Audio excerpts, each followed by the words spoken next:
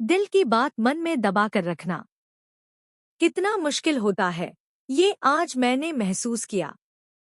मैं उस वक्त रिस्क नहीं ले सकता था, इसलिए चुप रहा। अब समझ में आया कि तुमने कभी मुझे सब कुछ क्यों नहीं बताया। मैं यहाँ बेवकूफों की तरह बार बार तुम पर शक करता रहा। माफ करना, मुझसे बहुत बड़ी गलती हो गई। वेद की ये इमोशनल माफी सुनकर सरू की आंखों में आंसू आ जाते हैं। और वहीं सरू की सच्चाई जब सरूजा के मुंह से निकलती है तो वेद सरू को गले से लगा लेता है और हॉस्पिटल में ही वेदसरू की शादी हो जाती है। लेकिन कहानी यहीं खत्म नहीं होती। आने वाला है जबरदस्त ट्विस्ट।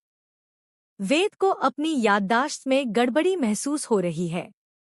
वो छोटी छोटी बातें भूल रहा है। परेशान वेद डॉक्टर से मिलने जाता है और एमआरआई टेस्ट करवाता है। लेकिन रिपोर्ट देखकर डॉक्टर भी हैरान रह जाते हैं।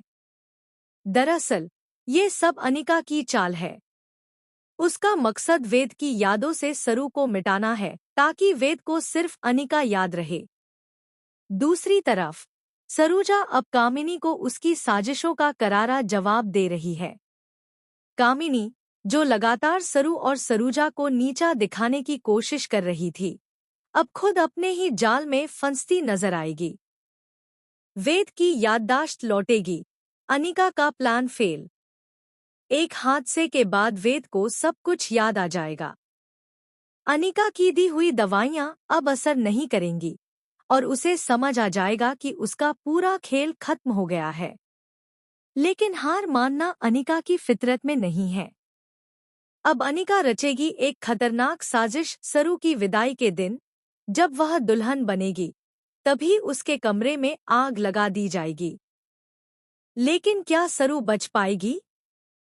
सरू की सच्चाई आएगी सामने।